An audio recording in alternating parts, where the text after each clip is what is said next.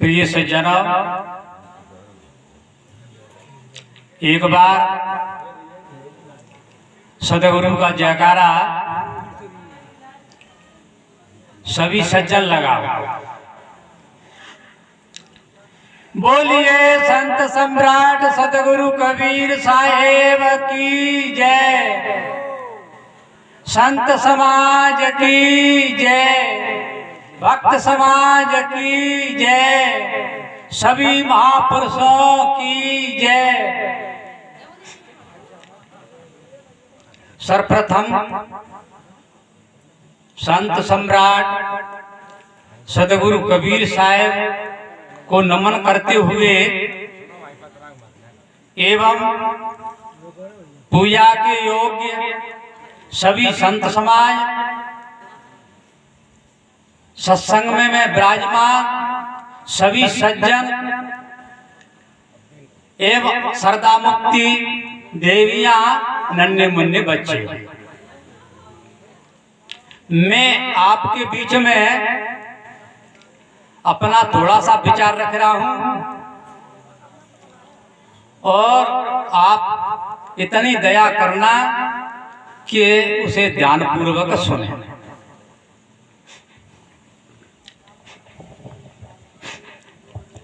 तो सज्जनों, सभी महापुरुष सम्माननीय, माननीय, आदरणीय, सभी महापुरुषों में थे कबीर साहब ही महापुरुष है। तो ये मंच कबीर साहब का लगा हुआ है, कबीर सिद्धांती लगा हुआ है, और कबीर साहब का मूल्य चीज क्या है हमारे बीच में। कबीर साहब मूल्य क्या चीज छोड़ गए? मूल्य छोड़ गए कबीर साहब 11 प्रकरण में बना करके मूल्य बीज। वो मूल्य बीज ऐसा है कि संसार के सर्व भ्रमों को मिटाने वाला और मनुष्य को अपनी मनुष्य पदवी पाने का निर्देश देने वाला। यदि मनुष्य पद से विचलित होता है तो उसको फटकार देने वाला वो बीज। आज हमारे बीच में सदगुरु कबीर साहब का हमारे पास प्राप्त है। सदगुरु कबीर साहब 11 प्रकरण में लास्ट प्रकरण है वो साकी प्रकरण है। तो साकी प्रकरण में सदगुरु कबीर साहब की वाक्या है, साकी नंबर 109। 109 में सदगुरु कबीर साहब कहते हैं, क्या कहते हैं? मानुष है के नाम हुआ, मुआ सो डांगर ढोर, एक जीव ठोर न लगा भयासु हाथी घोर। सज्जनों, बहुत मार्मिक बात है, हमको और आपको सबको समझने योग्य है। संसार में जन्म तो ले लिया और पशु पक्षी छोड़ करके एक मानव देह में आए, बहुत अच्छी बात है, अति खुशी की बात है कि मानस जन्म प्राप्त हो गए। लेकिन कमी क्या है कि मानुष जन्म तो पायलो पर मानुष है कि मरे नहीं, मानुष होके मरे नहीं। अब मानुष होके क्या मरना है, कैसे मरना है कि जो मानुष के गुण हैं, पशु पक्षी के गुणों को छोड़ करके अथवा मनुष्य के अवगुणों को छोड़ करके और जो मनुष्य के गुण हैं वो मनुष्य के गुण पाए करके इंसान शरीर छोड़े तो मानुष है मरे, लेकिन बिना सत्संग के बिना सदगुरु के जनाए मनुष्य को मनुष्य के गुण प्राप्त होते भी नहीं, क्योंकि मनुष्य की बुद्धि में गलत भाव भरा हुआ है। इसलिए सतगुरु कबीर साहब कहते हैं मानुष है क्या नाम हुआ। कैसा ना हुआ? एक जगह एक बात आई, एक दृष्टांत है कि दोनों गुरु चेला रहते थे संत विष्णु, और वो चेला का है वो बाल अवस्था से ही और किसी विवेकी संत की शरण में पहुंच गए। संत की शरण में पहुंच गया और छोटे से और बड़ा हो गया। एक दिन सतगुरु ने कहा कि बेटा अब तू आधा मानुष बने हो, आधा मनुष्य बन गया। उस बच्चा के बहुत ही नाराजी आई, गलत लगा उसको। बच्चा कहता है कि महाराज अब याद हो तुम आधो मानुष बना रहे हो। तो गुरु की वाक्य सुन के और बच्चा अतदु संत वेश में नाराज हो गया। तब सतगुरु ने उनका विचार समझ लिया। सतगुरु ने विचार समझ के कही कि उनको बोध कराना चाहिए, ज्ञान कराना चाहिए, अनुभव कराना चाहिए। तब सतगुरु ने एक उनको इशारा बताया कि देखो भाई मेरी वाक्या का एक पालन और करो। बताओ महाराज क्या है? दृष्टांत है, दृष्टांत में सामर्थ्य नहीं होती, उदाहरण दिया जाता है कि एक जगह तुम जाओ कि कहाँ कैसे से फलानी जगह पे जंगल में जाकर के एक अखेवर को वृक्ष है, अखेवर के वृक्ष के पास जाओ। फिर महाराज कि एक गीद और गीधनी दो पक्षी आए। वे पक्षी दोनों सारी रात भर रहेंगे और सिर्फ एक पांख टपकाना।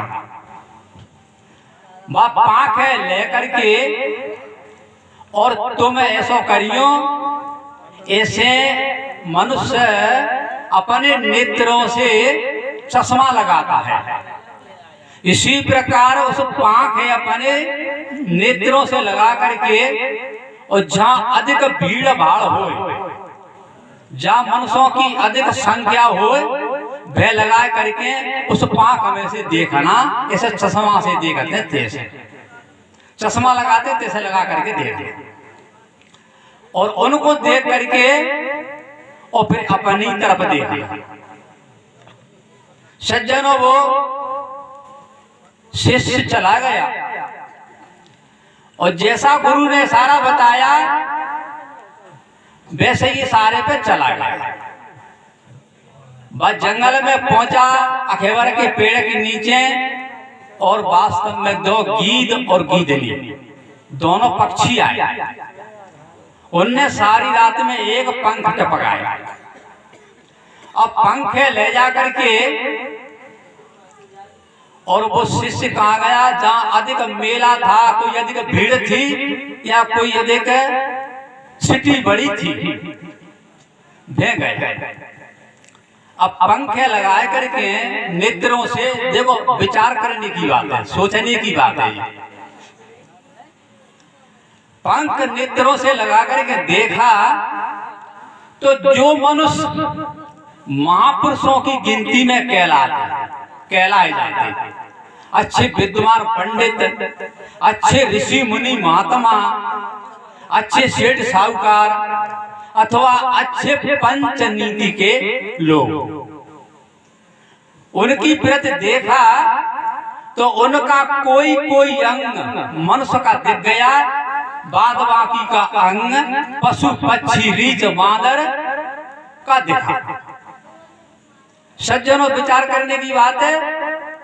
और जब पंख खोल के देखे तो सब बढ़िया मनुष्य सतीश है, बढ़िया मूछ वाले, बढ़िया दाढ़ी मूछ वाले, 5 हाथ के अच्छे। और जब पांखें लगा करके देखे तो किसी की उंगली दिख जाए, किसी का नेत्र दिख जाए, किसी की आंख दिख जाए, लेकिन पूरा अंग किसी का मनुष्य का नहीं दिख। फिर उसने अपनी प्रति देखा, अपनी प्रति देखा तो वास्तव में उसका आधा अंग मनुष्य का बनेगा, आधा अंग सतगुरु की दया से मनुष्य का बनेगा। सज्जनों, ने 2-4 बार ऐसी प्रैक्टिकल किया तो संसार के लोग ऐसे ही दिसे और अपना आधा शरीर मनुष्य का बिल्कुल बनेगा। फिर वो शिष्य आश्रम में आया, आश्रम में आकर के और गुरु के चरणों में गिर गया, चरणों में गिर करके निवेदन किया और क्षमा मांगा। कहा शिष्य ने, कहा महाराज, आपकी दया से, आपके सिखाए हुए रास्ता से, मार्ग से आपकी अति कृपा हुई तो मेरा शरीर आधा मनुष्य का बनेगा।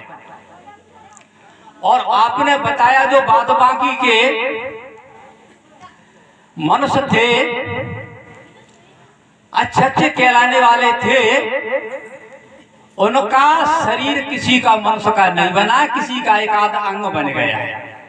तो कहने का तात्पर्य यह है, सतगुरु ने कहा कि बेटा आप इसी रास्ता से चलो, जो मनुष्य के गुण है, मनुष्य के गुण धारण करके चलो तो आप आधे मनुष्य बन गए हैं। तो इसी रास्ता से चले जाओगे तो बेटा काउ दिन पूरे भी मनुष्य बन जाएंगे। तो मेरा कहने का तात्पर्य है, सतगुरु का कहना है कि मानुष है के नाम। संसार के लोग आते और मर जाते हैं, लेकिन वो शिष्य, वो चेला मनुष्य बन के और अपना शरीर छोड़ो, ऐसे मनुष्य बन के शरीर छोड़ना कोई बिरले आदमी होते हैं, नहीं तो सब कैसे होते हैं, मानुष है के नामुगा मुगा सो डांगर ढोर, ढोर पशु के समान, पशु बुद्धि के समान। बीजक में सतगुरु कवि साहब ने साखी कही है, राम सुमिरे रन भिरे, भिरे और की गैल, मानुष केरी खोलरी पर ओढ़े फिरते हैं बैल। मानुष तो बन गए हैं लेकिन बैल ही रहे। कैसे बैल रहे? बिना सींग पूंछ के। सींग पूंछ की कमी है लेकिन सब गुण बैल निकले। तो मानुष के नामुगा मुगा सो डांगर ढोर। कैसो बन के मारो? डांगर ढोर की सुनाई, पशु की सुनाई। अगर पशु बुद्धि में इंसान मरता है तो मान लीजिए गलत रास्ता में चला गया, और यदि मानुष होकर मरता है, शरीर छोड़ता है, तो उनके मानस पदवी को, उनके दोबारा पुनः जन्म मानस जन्म को कोई काट नहीं सकता है। ऐसा सतगुरु कवि साहब ने कहा है, मानुष है के नामुगा मुगा सो डांगर ढोर, एक जीव ठोर न लगा भया सो आदि गोर।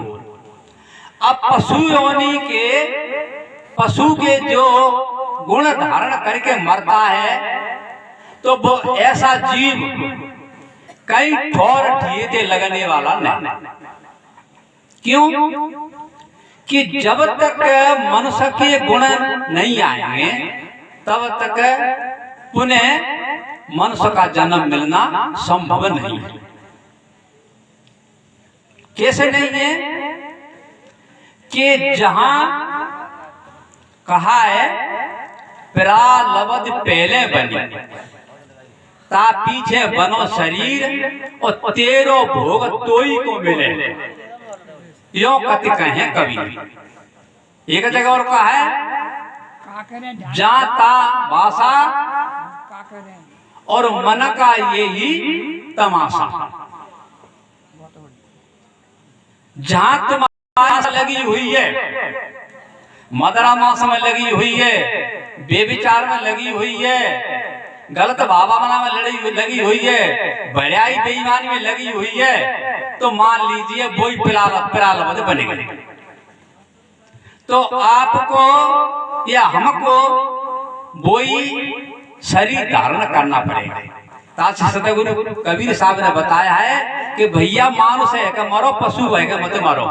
मानुष है कि नामुगा मुगा सो डांगर ढोर, एक जीव ठोर न लागा भया सो हाथी घोर। एक जीव ठोर नहीं लगा को भया हाथी घोर। अब हाथी जैसा शरीर वाला, हाथी की लक्ष्य क्या है? मन की लक्ष्य हाथी की लक्ष्य है। ऐसे मन भारी है, मन बहुत विस्तार में। इसी प्रकार हाथी को शरीर तैसोई मन को विस्तार। यदि आप मन की लक्ष्य में लगे रहे, मन के इशारे पे चलते रहे, तो वो मनुष्य कभी भी सच्चा सज्जन बन नहीं सकता है। एक जगह एक बात आई थी कि मन की गति कैसी होती है। मन की गति होती है, जल की गति होती है, अथवा बकरा की गति होती है। ऐसी मन की गति होती है, चाल होती है। एक मालिक ने एक बकरा पाला और बकरा पार करके सब लोगों को आदेश दे दिया कि मैं बकरा को गाय के लिए आओ, मस्त करके लिए आओ, तो उनको मुंह मांगी मजदूरी दी जाए। यदि बकरा भूखो रहेगा तो उसको 1 रुपया नहीं दिया जाएगा। अब बहुत से लोग आम है पैसा के लोभ पे बेके महाराज आपके बकरा की भूखे की और आने की पहचान क्या है? मालिक बोलता है मेरो बकरा आ जाओ तो घर आएगा कुछ खाएगा नहीं, और जब भूखो रहेगा तो खाओ, और खाओ तो आपको मजदूरी नहीं मिलेगी। सज्जनों, ऐसे ऐसे लोग काफी आए और बकरा को अच्छी अच्छी हरी हरी पत्ती में चराते, और वो मालिक का है ऐसी हरी पत्ती मंगवाए कर रख ले तो मेरे घर पे, और बकरा चराए भाई में लाते दो कहते का महाराज अपने बकरा देख लो भूखो क्या गाँव, और वो हरी पत्ती है कत्तो मालिक तब भी बकरा बामे थे खा तो बकरा बामे थे खा तो वो कहते हो माँ बकरा गाँव ना भाई अगर बकरा भूखो है इसलिए तुम्हारे लिए कोई मजदूरी नहीं। इसी प्रकार मन को तुम कहते हो ऐसा आराम देव आनंद देव, लेकिन तब तक मन की तृष्णा बढ़ेगी घटेगी नहीं। एक कोई पारखी जिज्ञासु विचार माना इंसान पहुंचो, मानो कि महाराज आपके बकरा चराए में ले जाओ, ऐसे अपनो बाबूलाल जिज्ञासु मानो और भी जिज्ञासु मानो, या अपने जे द्वाली जमुदी वारे किशन लाल जी तो ले गए बकरा चराए। बकरा चरावे ले गए तो पारक तो सब में पार, तो बिन कहा करो कि बकरा चरावे ले गए और एक बढ़िया चवेनी रूह होता चवेनी वृक्ष, बाकी डाट टोरी थी बड़ी डाट टोरी। जब ही बकरा पत्ती तना को मोह करे तब ही मोह खींच कर डंडा दे, किशोरलाल खींच कर डंडा दे। सज्जनों, सवेरे थे और संजा है गई, बच्चा बकरा एक तनाव नहीं टूटते, ये को पत्ता नहीं टूटते। अब बकरा को पेट का खरीदो समझना, अब डंडा के बाद बकरा ऐसो भेजीते है गो ते पत्ती तना को मोह नहीं करे।